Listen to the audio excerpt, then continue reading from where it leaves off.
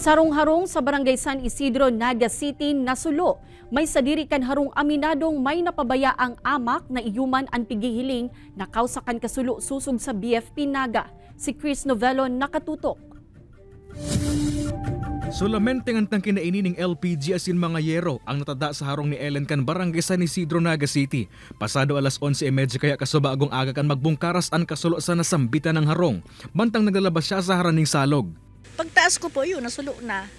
Kabanga na din naman nagtarabang po itong ibang tao. Naman da ato.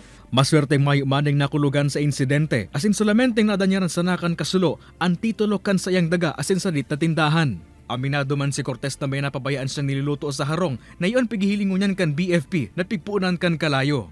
Paghalin niya, dahil niya napalsok intiro si wooden page stove, kakalayo pa na unattended.